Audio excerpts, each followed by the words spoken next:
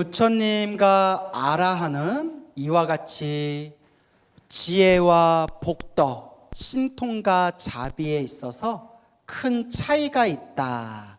그래서 법화경이나 그런 우리 대승경전에서는 수행의 목표를 아라한으로 두지 않고, 물론 아라한은 공경받아 마땅한 거룩한 성자지만 아라한조차도 목표로 두지 않고 오직 무엇하는 것을 목표로 둔다? 성불. 성불의 깨달음, 그러니까 부처님과 똑같은 깨달음을 뭐라고 부른다고 했죠? 안욕따라 삼맥 삼보리. 안욕따라 삼맥 삼보리를 깨달으려면, 이루려면, 완성하려면 단순히 그냥 마음을 깨친다라는 수준을 넘어서 무엇을 완성해야 된다? 육바라밀을 완성해야 된다라고 제 얘기가 아니라 어디에 나오는 말씀이다? 경전에 나오는 말씀입니다. 그런 걸 이제 우리가 머릿속에 정리를 해두면 좋겠죠. 어느 날 서가모니 부처님께서 공양을 마치시고 경행을 하고 계셨어요. 경행은 걸으면서 하는 명상을 경행이라고 해요. 우리가 산책, 산행이라고 표현하면 그냥 걷는 게 목표고요. 경행이라고 하면 걷는 게 목표가 아니라 걸으면서 명상하는 거예요. 그러니까 가만히 앉아있으면 졸음이 오거나 소화가 안 되니까 걸으면서 마음 챙김을 하는 것을 경행이라고 해요. 그래서 그렇게 부처님께서 숲에 경행을 하실 때 뒤에 지혜제일 사리불 스님께서 그 서가모니 부처님 뒤를 따라 경행을 하는데 저 하늘에 비둘기가 있었대요. 비둘기가 독수리에 쫓겨가지고 다급한 나머지 숲으로 슉 들어와서 딱 멈췄는데, 딱 멈췄을 때 서가모니 부처님이 지나가는 발걸음에 서가모니 부처님 그림자에 딱 앉았대요. 그림자. 부처님의 그림자일지언정 비둘기의 마음이 너무나 평화롭고 평온하고 그 축생인 비둘기일망정 부처님의 그 그림자 안에 딱 앉아 있는데 엄청난 그런 즐거움을 느꼈답니다. 그림자조차도, 부처님의 그림자조차도. 그때 부처님께서 발걸음을 싹 옮기시다가 뒤에 따라오던 사리불 스님의 몸이 지나가면서 사리불 스님 몸뚱아리의 그림자가 비둘기에 딱 닿는 순간 비둘기가 화들짝 놀라면서 파다닥거리면서 놀라더래요. 저는 이 마음 알아요. 큰 스님 모시고 가는데 우리 큰 스님이 지나갔을 때 걔가 큰 스님 보고 헤헤헤헤거려요. 그 내가 아이고 똥강아지 하는데 나를 보고 막 짖어요. 그 기분 되게 안 좋아요. 이씨 나만 짖고 있어 이씨. 무슨 말인지 알겠죠? 비둘기가 석가모니 부처님 그림자 안에 있을 때는 평화롭고 평온하고 즐거움을 느꼈는데 부처님이 지나가시고 사리불 스님의 그림자가 스치는 순간 비둘기가 화들짝 놀라고 파다닥거리고 두려움에 떠는 거예요. 명색이 부처님의 오른팔 지혜제일 사리불이에요. 지혜제일 사리불이 부처님께 이와 같이 여쭤봐요. 부처님은 너무나 위대하신 분이고 부처님께서는 아무런 흠이 없는 완전 무결한 위대하신 분인 위대하신 스승님이시고 저도 나름대로 탐욕과 성냄과 어리석음이 사라진 아라한입니다. 저도 나름 지혜제일이라고 불리우는 아라한입니다. 그런데 비둘기가 제 그림자에 닿는 순간 어찌하여 저렇게 화들짝 놀라고 두려움에 떠는 겁니까? 부처님이 이와 같이 말씀하십니다. 사리불이여 붓다. 열애는 부처님이 이제 스스로를 표현할 때 열애라는 표현을 많이 쓰셨어요. 열애는 수없는 억겁의 과거 전생에서부터 모든 공덕을 닦고 완성했기 때문에 더 이상 습기가 없다라고 표현하십니다. 따라해보세요. 습기. 쉽게 말하면 냄새예요. 냄새. 에너지, 냄새예요. 그러니까 코로 맡을 수 있는 냄새가 아니라 수없는 과거 전생에서부터 쌓이고 쌓인 습관이라는 에너지, 냄새예요. 그러니까 비유를 들면 여러분들 삼겹살집에서 삼겹살 먹었어요? 지글지글 삼겹살 먹고 먹기는 다 먹었지만 집에 와도 뭐가 남아있어요? 냄새가 남았잖아요. 먹기는 다 먹었어도 그 냄새가 습기예요. 습기. 그때 부처님께서 지혜제일 사리불스에게 이와 같이 말씀하셨습니다. 그대는 탐진치 삼독이 소멸해서 아란이 됐지만, 탐진치 삼독이 소멸했지만 무엇이 남아있다? 습기가 남아있다.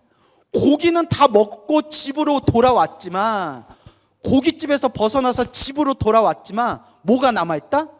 냄새가 남아있는 거예요. 이제 이해 가시죠? 예, 이게 경전하고 논서에 나오는 이야기예요. 습기조차 완벽하게 사라지신 분은 오직 누구밖에 없다? 부처님밖에 없다는 거예요. 그러니까 제가 몸에 막 때가 많아요. 때가 많아서 깨끗하게 빡빡 닦아가지고 깨끗하게 빡빡 닦아서 몸이 깨끗해진 상태에서 시원한 바람에 기분 좋게 몸이 깔끔하게 건조까지 된 거라, 때는 벗기긴 벗겼는데 아직 몸에 뭐가 묻어 있는 거예요? 막 물기가 막 습기가 막 습한 습기, 물방울이 막 몸에 남아있고 묻어 있는 거예요. 무슨 비유인지 알겠죠? 부처님은 습기조차 완전히 사라지신 흠이 없는 분이고, 아라한들은 아직 무엇이 남아있다? 번뇌는 없지만, 번뇌망상은 없지만 그 습기가 남아있다. 습기조차 사라지신 분은 오직 누구밖에 없다? 부처님밖에 없다. 그래서 아라한은 번뇌망상은 없지만 막 욕심내고 화를 내고 짜증내고 남을 괴롭히고 이런 거는 싹 사라졌지만 실수는 한대요. 뭔 한다? 실수는 한대요. 그래서 아라한들이 이렇게 실수하는 내용이 경전에 보면 또 나와요. 불교설화에 보면 실수조차 없는 완벽한 분은 누구밖에 없다? 부처님밖에 없대요. 그때 사리불 스님이 부처님, 제가 부처님 아래 지혜 제일이라고 불리우고 있지만 부처님의 깨달음, 부처님의 위대한 공덕에 비하면 저의 경지는 보잘것없습니다. 저 또한 부처님과 같은 완전한 공덕을 이루기 위해서 몸과 마음을 아끼지 않겠습니다 라는 내용이 쫙 펼쳐져요. 그래서 대승불교 관점에서 보면 아라한은 거룩한 존재지만 부처님과 비교했을 때 분명히 차이가 있다. 그래서 부처님은 그 습기조차도 완전히 소멸하신 분이다, 완전 무결하신 분이다 라고 이야기하고 있습니다. 그래서 이제 생각나는 분이 경어라는 스님이 있었어요. 경어선사. 100몇십 년 전에 근대 한국 불교의 영웅이라고 불렸던 경어선사라고 있었는데, 솔직히 말하면 경어선사가 오늘날 우리 한국 불교에서 굉장히 논쟁의 여지가 많은 그런 큰 스님이세요. 왜냐? 참선에서 깨달음을 얻으셨다라는 긍정적인 입장이 있고요. 근데 깨달음을 얻으신 것 치고는 살아오신 삶이 너무나 걸림없고 거침없고 너무나 계율을 막 어겼다, 너무나 파괴를 많이 했다라는 부정적인 입장도 있어요. 긍정적인 입장에서는 깨달은 자는 걸림이 없다, 그래서 계율 같은 것도 자유자재로 깨달음을 얻지 못한 중생을 위해서 계율이 있는 거지. 경호 스님처럼 깨달으신 분은 계율조차 필요 없다. 계율을 초월하시고 계율을 초월해서 중생을 제도하는 분이다. 이렇게 얘기하는 분도 있고, 아무리 그래도 부처님 제자인데 경호 스님이 저렇게 깨달은 뒤에 살았던 삶의 행적을 보면 경호 스님은 제대로 깨친 분이 아니다 라고 비판적으로 주장하는 분들이 있어요. 그러니까 참선 위주로 공부하신 분들은 경호 스님을 높이 보는 경향이 있고요, 경전 위주로, 부처님 말씀 경전 위주로 공부한 입장에서는 경호 스님은 문제가 많은 분이다. 그래서 심지어는 경호 스님 때문에 한국 불교가 이렇게 문란해졌다라고까지 극언을 하신 분도 있었어요. 근데 이제 평가는 각자의 몫이에요.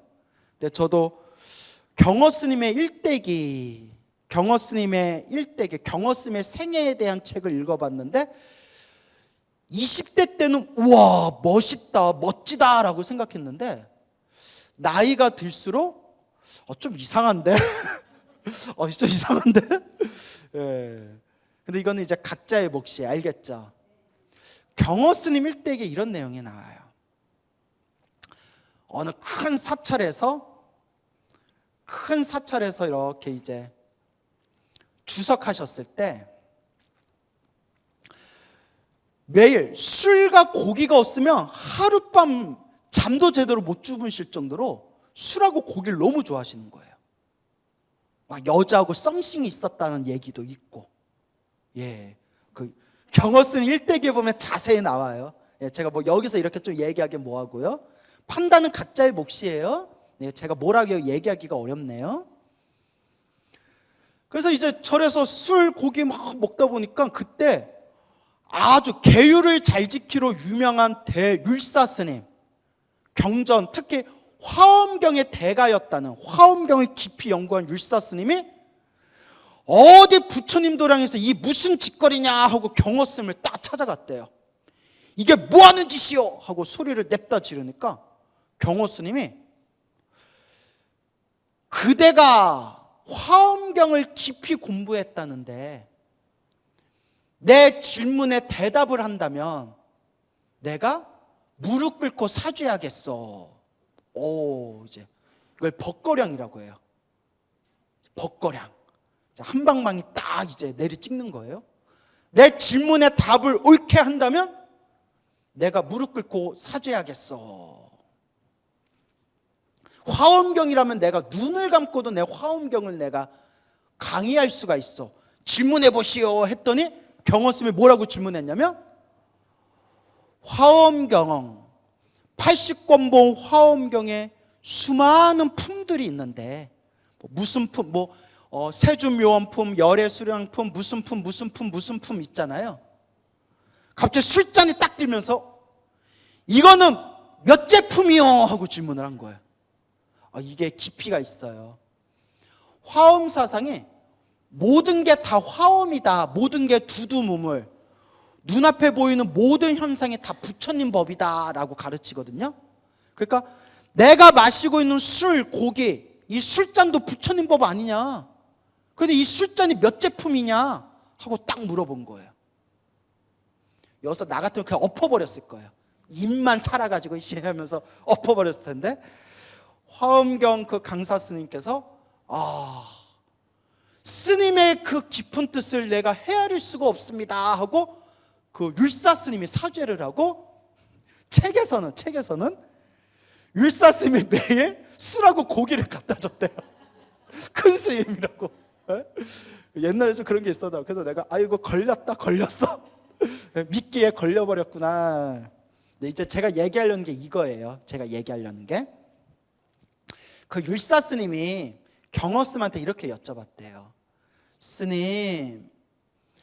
스님께서는 참선을 해서 깨달음을 얻은 분이라고 소문을 들었는데, 스님은 깨달음을 얻은 분이라고 하는데 깨달음을 얻었다는 분이 왜 이렇게 막행막식 하십니까? 그런 질문할 수 있죠. 왜 이렇게 막형막식을 하십니까? 깨달았다는 분이. 경호스님이 이렇게 얘기하셨대. 이게 아주 유명한 말이에요.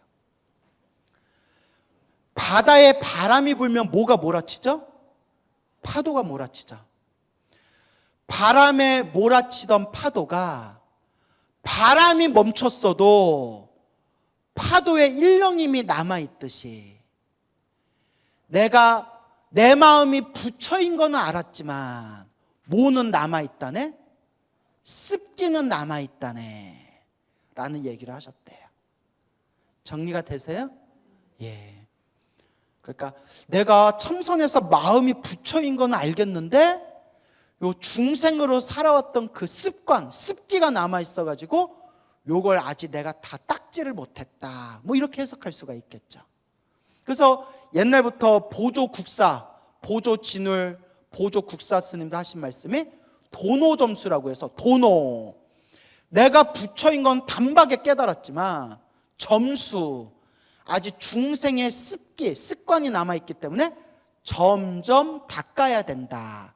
마음이 부처인 건 알았지만 실제 행동, 언행은 또 점점 닦아나가야 된다라는 도노 점수를 주장하셨죠. 하지만 경전의 입장에서 보면 경허 스님이 본인이 참선해서 깨달음을 얻었다라는 것이 착각이었다.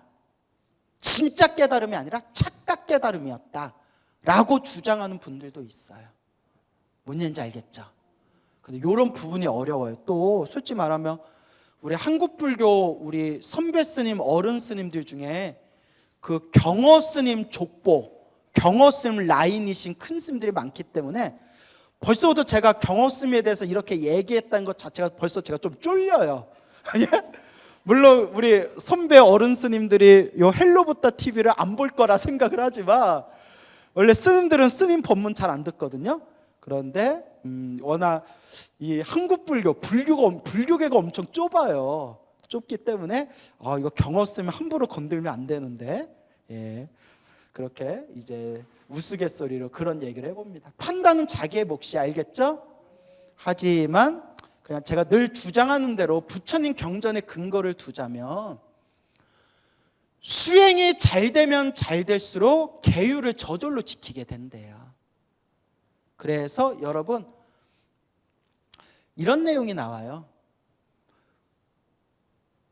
불교에서 계율을 가장 완벽하게 잘 지킨 분이 누굴까요? 맞아요. 부처님이에요. 계율을 누가 만들었어요? 부처님. 부처님이 계율을 만드셨지만 누가 가장 계율을 잘 지켰어요? 부처님이 제일 잘 지키셨어요. 내가 만들었으니까 내가 만들었으니까 내가 어길게 이러지 않으셨어요.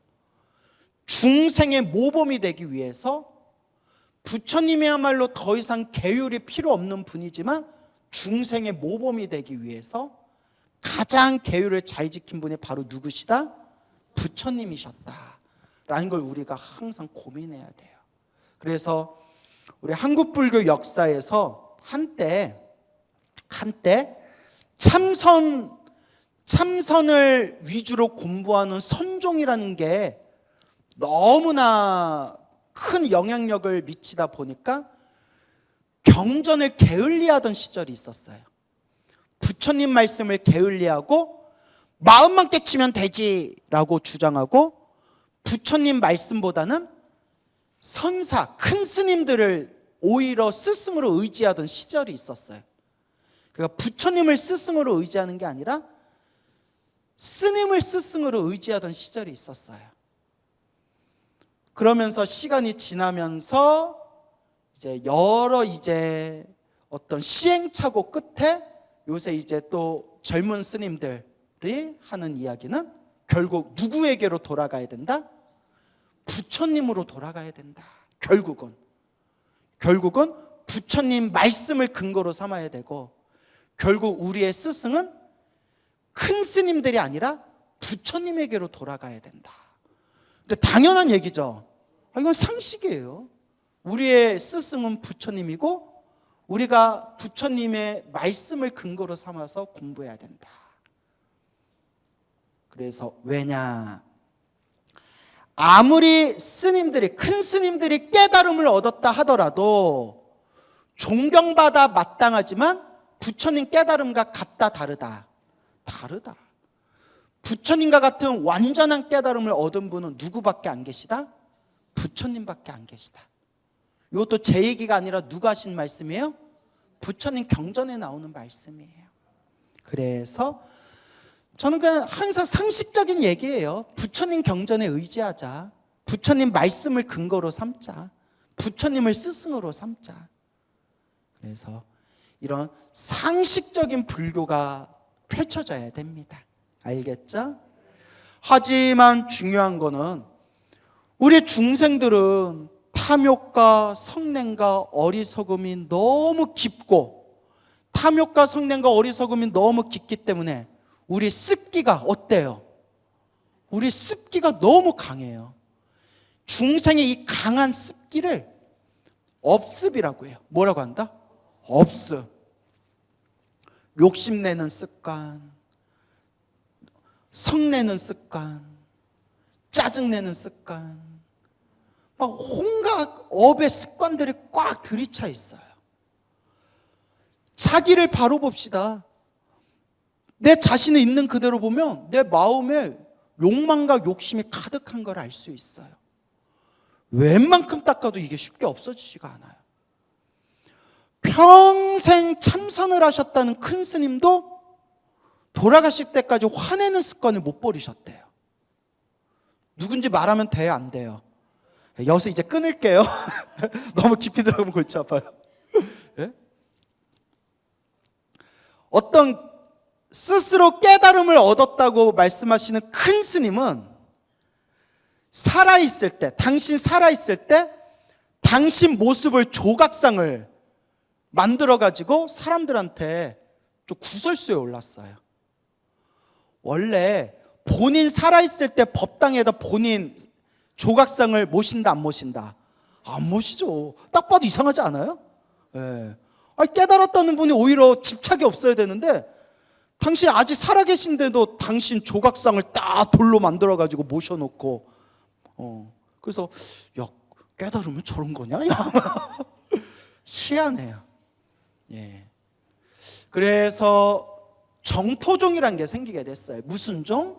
정토종. 정토종이 뭐냐? 우리 중생들이 수행하는 모습을 보니까 100이면 99명이 너무나 업습이, 너무나 업의 습관이 두꺼워서 웬만큼 수행해도 사람이 쉽게 변한다 안 변한다? 안 변한다. 그리고 웬만큼 수행해도 수행이 잘 되는 것 같다가도 딱 경계에 부딪히면 원래 본성이 튀어나오더라. 그리고 실제로 정토종에서 이런 자기 힘으로 혼자 수행하는 분들을 비판할 때 쓰는 표현이 몸 건강하고 정신이 멀쩡할 때는 내가 깨달았다, 내가 수행이 깊다라는 식으로 얘기하다가 막상 코앞에 죽음이 코앞에 닥치고 몸에 병이 생겨서 몸과 마음이 무너져 버리니까 막 손발을 휘저으면서 죽음이 코앞에 이르렀을 때 평상시에 자기가 수행이 깊다라고 했던 공부가 다 날아가 버리더라. 그래서 옛날 큰 스님들이 뭐라고 하셨냐면 내가 정말 수행이 잘 됐는지 알려면 꿈에서도 수행이 되느냐라고 물어보셨어요. 어디서도 수행이 되느냐? 꿈에서도 수행이 되느냐? 그걸 몽중일여라고 해요. 무슨 일여? 몽중일여. 꿈속에서도 한결같냐? 그리고 또 유명한 얘기가 오늘 또 여러분들 하나 배우시네요. 따라해보세요. 병중일여. 딱 눈치채셨죠? 언제도 공부가 살아있어야 된다? 아플 때에도, 병에 걸려서 아플 때에도 공부가 또렷또렷하게 살아있냐? 이거 겁나 힘들어요. 제가 해봤는데 꿈은 말할 것도 없고, 꿈은 말할 것도 없고, 제가 배탈이 한번 났었어요. 예? 무슨 기름기를 잘못 먹었는지 꾸르륵 하고 배탈이 나는데 그 장이 막 꼬이는 느낌 있잖아요. 위하고 장이 꼬이는 느낌. 그냥 촤라라라라 쏟는 게 아니라 더럽네 갑자기. 촤라라 이렇게 쏟아내는 게 아니라 막 장이 막 꼬여요. 장이 막 꼬이는데 와 진짜 나 이러다 나 죽겠다 싶은 생각이 들더라고요. 그 토사광란이라고 하죠. 막 위아래로 막 쏟아지는 거. 장이 꼬이면서 위경련. 야, 나 위경련이 그렇게 아픈 건지 처음 알았어요. 진짜 위가 달달달달달달 하고 막 위가 꼬이는데 아미타불 이렇게 되더라고요. 아미타불 막 이렇게 뭐 염불이고 뭐가 없어. 아파 죽겠는데 부처님 그리고 막 우리 코로나 걸리고 독감 걸렸을 때 뭐 온몸에 막 욱신욱신 아플 때에도 염불이 되느냐 안 되느냐. 병중이려예요. 몸이 엄청나게 아플 때에도 살아있냐 안 살아있냐. 누군지 밝힐 수는 없는데 지금 세상을 떠나신 큰 스님이세요. 몇 년 전에 세상을 떠나신 분인데 어른 스님이셨는데요. 인터넷 치면 나오는 어른 스님이세요. 근데 그냥 소박하고 평생 일하면서 수행만 하시는 큰 스님이셨는데 그분 안마도 해드리고 그분 모시고 목욕탕도 갔다 온 적이 있었거든요. 놀라지 마세요. 배꼽이 없어요. 문드러졌어요. 배꼽이 녹아가지고 살이 녹아가지고 배꼽을 덮어버렸어요. 왜냐? 내 공부가 얼만큼 됐냐 실험하기 위해서 뜨거운 걸로 지졌대요. 내 공부가 살아있느냐 안 살아있느냐. 그렇게 자기를 시험하던 스님도 계셨어요. 따라하면 된다 안 된다. 따라하지 마세요. 이런 거 따라하지 마세요. 그냥 그렇게까지 당신을 극한으로 몰고 가면서 수행하셨던 그런 수행자 분들이 계셨다. 그 말씀 드리려는 거예요. 알겠죠? 그래서 병중이려. 꿈에서도 수행이 되느냐? 병이 들었을 때도 수행이 되느냐? 그래서 우리가 항상 겸손한 마음을 가져야 돼요. 정토종에서 바라보니까 그래서 정토종이 생긴 거예요. 야, 멀쩡하게 몸이 건강할 때에는 나 깨달았다, 나 공부가 깊다 하더니 막 몸에 병이 오고 막 정신줄 놓았을 때는 손발을 막 휘젓더라. 아이고, 웬만큼 수행해서는 중생의 업습이 쉽게 변하질 않는구나. 옛날 부처님 당시에는 부처님 법문 한마디 듣고도 그 자리에서 깨달음을 얻었다는데 지금 중생들의 업장이 너무 두꺼워서 안 되는구나. 그래서 만들어진 게 정토종이에요. 이 말법 시대에서는 제대로 수행하기 힘드니까 오직 부처님만 믿고 간절하게 나무아미탑을 연불해서 어디 태어나는 게 장땡이다? 극락세계 성불대학교 극락세계에 태어나면 아무런 고통도 없고 아무런 괴로움도 없고 모든 걸 완벽하게 갖추었기 때문에 아무런 걱정 근심 없이 하루 종일 뭐만 할 수 있어요? 수행만 할 수 있어요. 완벽한 조건 속에서. 이 얘기했더니 어떤 분이 나 안 갈란다. 그거 뭔 재미냐. 근데 여러분 불교 공부가 세상에서 제일 재밌지 않아요? 예? 어서 김 빠지는 소리 하고 있네요. 그래요. 다 자기 근기대로 자기 인연법대로 사는 거죠. 그래서 몽중이려 병중이려 참 중요해요. 그래서 극락세계를 성불대학교, 극락세계에 태어나면 무조건 성불을 보장받는다라고 해서 정토종이라는 게 생기게 돼요. 중국 불교에서. 인도 불교에서 내려오면서 중국 불교에서 본격적으로 정토종이 생기고, 그래서 뭐 인도 불교, 중국 불교 큰 스님들 할 것 없이 우리 한국 불교만 하더라도 원효대사도 아미타 부처님 극락세계를 찬탄하셨고, 의상대사는 아예 대놓고 화엄경을 연구하시던 큰 스님이지만 항상 앉을 때 어느 쪽을 보고 앉으셨다? 서쪽을 보고 앉으셨대.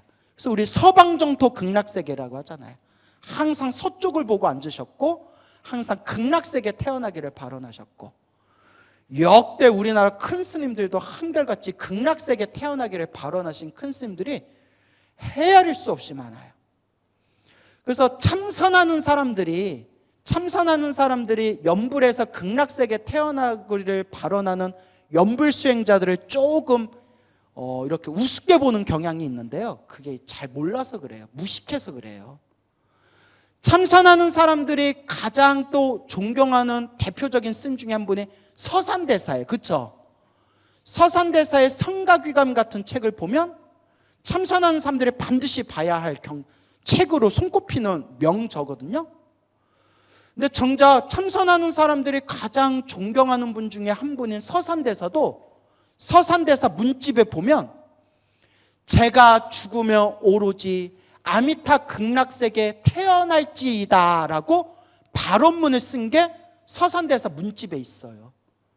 그러니까 참선하시는 분들이 가장 존경한다는 서산대사조차도 아미타 극락세계에 태어나기를 발언했어요. 무슨 말인지 알겠습니까? 그러니까 연불수행, 그러니까 아미타 부처님 극락세계에 태어나는 이 연불 정토수행은 아주 이 말법시대, 너무나 이 업장이 두꺼운 우리 이 말법시대 가장 소중한 가르침 중에 하나예요. 어떤 분이 이런 얘기 하시더라고요. 스님, 근데 연불한다고 연불했는데 극락세계 못 태어나면 어떡합니까? 그렇죠? 정말 연불 열심히 했으면 극락세계 태어날 것이고, 옛날 큰 스님들이 뭐라고 했냐면 연불한 사람들은 혹 한 생각 잘못 일으켜서 극락세계 못 태어났다 하더라도 이미 연불한 공덕은 남아있다. 연불한 공덕은 남아있어서 다음 세상에 좋은 세상, 좋은 몸을 받게 될 것이고, 연불했던 공덕으로 다시 부처님 법을 만나게 될 것이고, 다시 부처님 법을 만나서 잘 수행해서 결국에는 극락세계에 태어나게 될 것이다.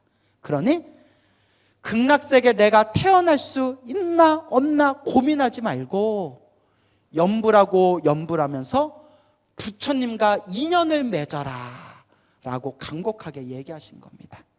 알겠습니까? 그래서 원래 이야기로 돌아와서 부처님께서 사리불 스님에게 이와 같이 말씀하십니다. 사리불이여, 요 비둘기가, 우리 원래 지금 비둘기 얘기했어요. 기억나세요? 또 갑자기 비둘기가 왜 나와? 이러면 안 돼요. 처음에 원래 비둘기, 부처님 그림자에서는 편안함을 느꼈고 사리불 그림자에서 두려움을 느꼈는데 이게 뭐 때문에 그렇다? 습기. 사리불이여, 저 비둘기가 과거에 몇 생 동안 비둘기였느냐라고 부처님이 물어보세요. 그러니까 사리불 스님이 자신의 신통력으로 비둘기의 전생을 봤더니 8만 대겁 전에 비둘기였어요. 8만 대겁이면 헤아릴 수 없는 시간 동안. 근데 사리불 스님도 신통의 힘이 부족해서 8만 대겁 그 전까지는 또 본다 못 본다? 못 보는 거예요.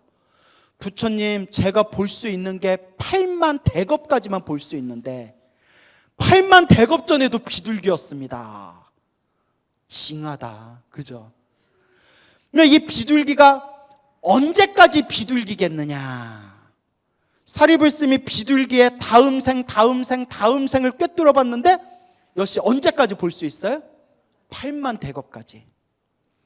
부처님, 제가 볼 수 있는 미래가 8만 대겁인데 8만 대겁까지 비둘기로 살고 있습니다. 자, 전문 용어로 뭐라고 했죠? 징하다, 징해. 그때 부처님이 이렇게 얘기하십니다. 사리불이여, 저 비둘기가 8만 대겁 미래까지 비둘기로 살다가 결국에는 사람의 몸을 받게 될 거고, 사람의 몸을 받은 뒤에 500생 동안, 몇 생 동안? 500생 동안 평범하고 어리석은 사람으로 500생 동안 사람 몸을 받을 것이며, 500생의 평범한 사람의 몸을 살고 난 뒤에 500생이 지나면 어느 부처님 시대 때 비구 스님을 만나서 비구 스님의 가르침을 듣고는 불법성 삼보에 귀의하겠습니다. 삼귀의를 한 뒤에 저도 성불하고 싶습니다 라는 보리심을 내게 될 거다. 무슨 심? 보리심. 몇 생으로 사람으로 살고 난 뒤에? 500생 사람으로 살고 난 뒤에 저도 성불하고 싶습니다 라는 마음을 일으킨 그 공덕의 힘으로 태어날 때마다 사람으로 태어나되 불자로 태어나게 될 것이다. 무엇으로? 불자로 태어나고 불자로 태어나면서 부처님 가르침과 인연을 맺게 되면서 결국 미래 세상에 저 비둘기도 부처님으로 성불하게 될 것이다. 부처님은 이것까지 다 꿰뚫어 보고 있느니라 라는 내용이 나옵니다. 부처님이 얼마나 대단한 분인지 알겠죠? 비둘기도 미래 세상에 결국 부처님 법을 만난 인연으로 성불한다고 했으니 우리도 성불할 수 있겠죠? 우리 한 몇 생 남은 것 같아요? 어느 세월에? 그래서 여러분, 법화경에서 분명히 말씀하셨습니다. 부처님 가르침과 인연을 맺은 중생은 미래 세상 성불을 반드시 보장받게 되느니라. 그러니 지금 같은 마음으로 꾸준히 부처님 말씀 의지하면서 닦아나가시기 바랍니다. 성불하세요.